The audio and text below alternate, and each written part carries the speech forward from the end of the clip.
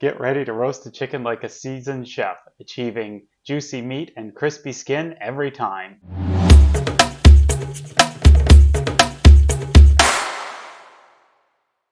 Hi, welcome to our home kitchen. In this video, we're going to show you how to roast the perfect chicken like a chef, achieving crispy skin and juicy meat every time. In this step-by-step guide and recipe, we're going to show everything you need to know. We will start by selecting the chicken, and then we'll get into the seasonings and the flavorings, and then we'll do the perfect roast in a Dutch oven like this, and then we'll finish with a really nice gravy with the pan drippings. Let's get started. So let's shift gears quickly and talk about food safety and safe food handling. This is very important when you're dealing with any kind of raw meat, but especially raw poultry. The simplest piece of advice I can give you is to make sure that you have everything you need with you and absolutely nothing that you don't. That way you can do your thing with the chicken and then just clean up and sanitize your hands, your cutting board, your station, your everything. And then you know you've got nothing to worry about. Alright, so let's talk about the equipment that you'll need for your chicken. There's not a whole lot of equipment that we'll need, but we will just need our knife and our cutting board just to cut up the vegetables and things. Not really for our chicken at all, but cut up the vegetables.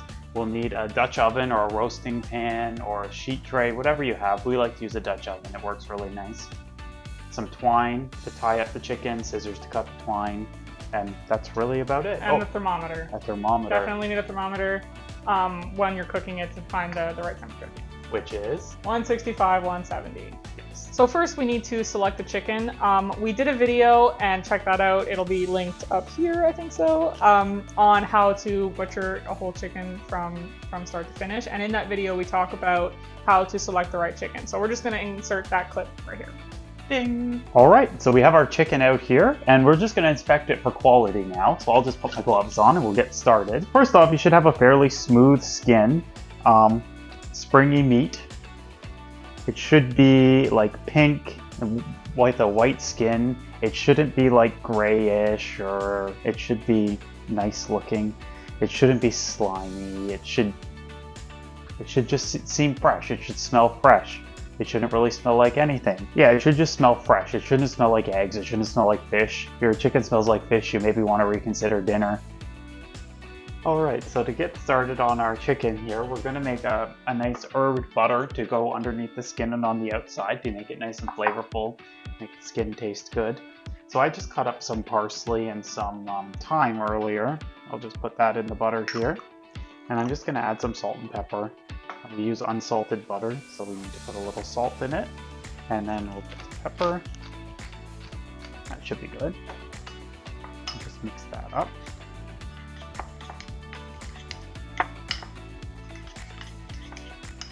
And what we're going to do with this butter here is we're just going to rub it underneath the skin and on the outside. Just put a pair of gloves on here. And on your chicken, if you take your finger, you can just run your finger underneath the skin here and just loosen it up. Just be careful not to tear the skin. If it does tear, it's not a huge deal, but ideally you would not have it tear. And I'll just put some of this butter in underneath the skin and just kind of press it out, put it in as far as you can. The other side as well. You can put anything you want inside the butter, whatever you like, different herbs, different seasonings, whatever you have. A little bit on either side is good, and then the rest we'll just rub on the outside of the everything. Make sure your chicken is dry before you go to rub the butter on it. Otherwise, you're first off going to have a hard time spreading it, but also that moisture will prevent crispiness. So you want to make sure it's pretty dry before you go ahead and rub butter or oil on the outside. So at this point, we're just going to stick a lemon inside the chicken and thyme sprigs, if we can get those in there too. We'll stick those inside, and the rest we'll just keep on the outside of the chicken. Perfect. And then we're just gonna tie the legs together, tuck the wings back, and pop it in the oven. So right here what I'm doing is a very basic truss. I'm just going to tie the legs together. Normally when you're trussing a chicken, you would have to loop the twine around the whole chicken, around the wings and everything. But here I'm just going to do a simple version where I tied the legs together. And then what I'm going to do is tuck the wing tip underneath itself, underneath the wing itself, and underneath the breast of the chicken. This just helps make sure that it is a even cook and those guys don't burn on the outside. So let's prepare our roasting pan to put our chicken in. So I cut up ahead of time just a couple stalks of celery that I'll throw in the bottom here. I threw a carrot on the floor because that's good. And then a couple carrots, an onion, we'll just throw it in there. A few cloves of garlic, these ones are really big. And just a few sprigs of thyme. If you don't have fresh, you can use dried. It's fine. And then we'll just season the outside of the chicken with a little bit more salt and pepper. The salt helps draw out excess moisture, so that also helps the skin stay crispy. A little fresh pepper on the outside here. Good. Pat it in.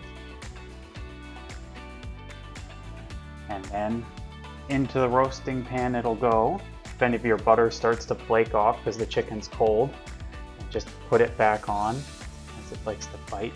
Nice. And then we have our oven preheated to 450 degrees. And it's going to take approximately an hour and a half is our guess. What we'll do is we'll stop every maybe 30 minutes or so and just baste any of the juices over top of it, any of the oil and stuff, just to make it nice and juicy and crispy. And to make sure it's done, we're gonna check the temperature with our thermometer in the thickest part of it, and we're looking for 165, 170 degrees. Then you know it's done.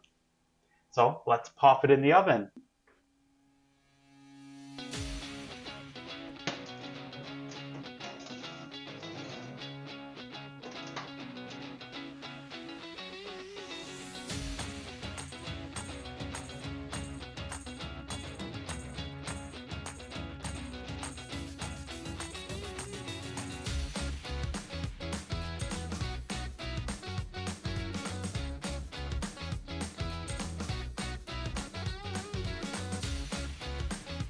So our chicken's been in for about an hour and a half, and it is done. Check it here. You can see it's a nice golden brown, nice and crispy. We'll check the temperature here. You check it in the thickest part of the thigh and try to not hit any bones. You're looking for 165 to 170 degrees, which we are well within that. And I'm just going to set it on a plate while we make our gravy, and then we'll cut it up in a little bit. I'll just use a pair of tongs just to pull it out there. Dump any of the juices back into the gravy there. And then you can see in the bottom we have a nice, all the vegetables and a little bit of liquid. We can make a nice little chicken gravy out of this. So we're going to bring it back over to the stove here, and we're going to put it on like medium-ish heat. Once it comes up to a boil, which it will quickly because it's hot, this pan holds the heat really well. I have some white wine that I'm going to add. We have a glass of white wine here, probably about a half a cup, and we'll just let that go. We'll just let it reduce a little bit. So now we've reduced a little bit. The alcohol's cooked off the wine. I have a little chicken stock that we made earlier that I'm just going to add in here. It's probably about a half a cup to a cup of chicken stock. And it's going to come back up to a boil. And now I've made some beurre Monnier. And what that is an equal parts butter and flour mixed together. And we'll just add a few pieces of this while whisking into our sauce here. It'll thicken it up, kind of like a roux, and make it a nice gravy consistency. So once it comes up to a boil here, which won't take long, we will start adding that just a little bit by bit till we get the thickness that we want. So I'm just going to add a few little pieces of my beurre Monnier and just whisk that in. And all you have to do to make sure that you don't have any raw flour flavor is just make sure that it comes up to a boil before you're done. Which, when you're just adding little bits and pieces, it's not going to take long at all. Now I added wine to my gravy here, but if you don't want to add wine or don't want to open a bottle of wine, you can just use chicken stock. Or you can even just use a little bit of water. There's a lot of flavor in the pot. It's better if you use the other things, but it'd be okay. You could also add a splash of vinegar if you didn't want to use the wine, just to get some of the acidity and flavor. You can see we're starting to thicken up a little bit here. It's a little bit thicker. So all in all, we've added probably 2 tablespoons of beurre Marnier, maybe 3. So that'd be the equivalent to like a tablespoon of butter a tablespoon and a half of butter and a tablespoon and a half of flour. And that looks good. The thickness is pretty good. It's a little bit, like, it's not like super thick, but it's got a little bit of thickness to it. And I'll just give it a taste here. Just maybe needs a little sprinkle of salt.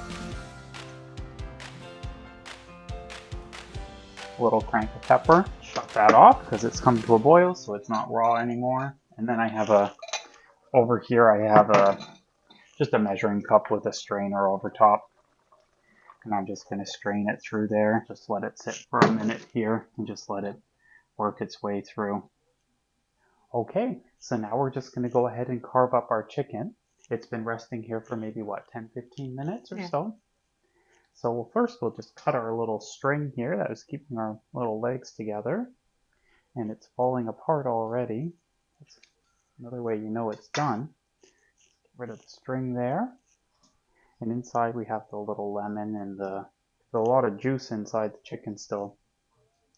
So I'm just going to dump that right over in our gravy that I have on the stove. So how I break down the chicken is pretty much just like I do in our chicken video. If you haven't watched that, you should give it a watch. I cut my backbone out, so I'm not too interested in cutting the meat off the bone and all that stuff. Sometimes when it's cooked, even a pair of scissors works a little easier. And actually, I think I might get my kitchen scissors out today, because I think that'll work a little easier. And just cut right along the backbone there. So that comes out. More herbs and things inside. We'll just get rid of those. And then I just split it right down the breastbone here.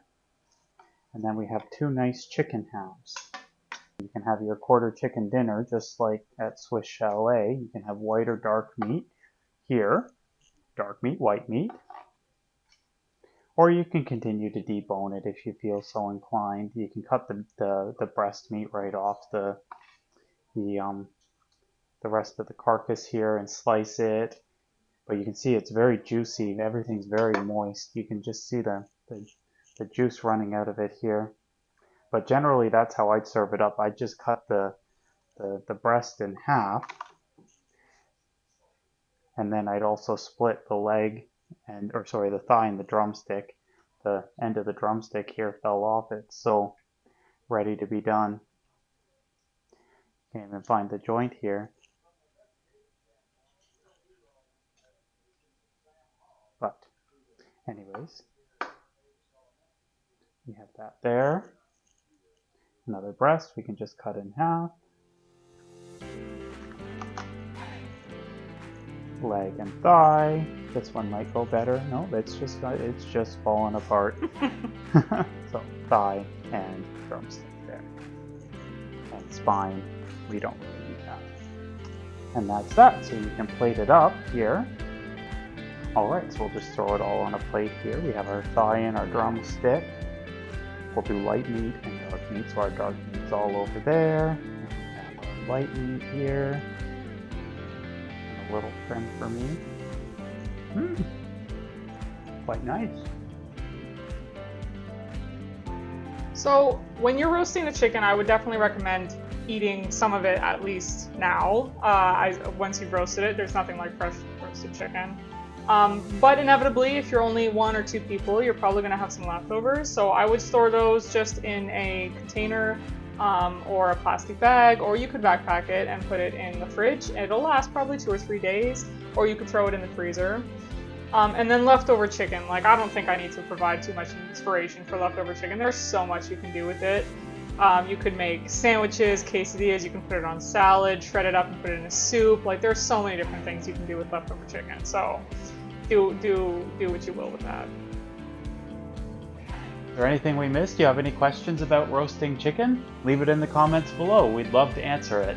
So as we're wrapping up here and getting ready to eat our chicken for our dinner, we hope you're feeling inspired to try roasting chicken yourself like a pro.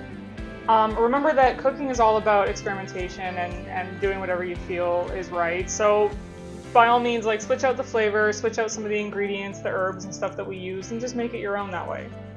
Thank you for joining us today. If you found this video helpful, don't forget to leave us a like and consider subscribing for more videos in the future. And if you want some more videos right now, YouTube should be recommending some down here or over there, or maybe over there. Anywhere. Could be anywhere. So thank you for joining us. Until next time.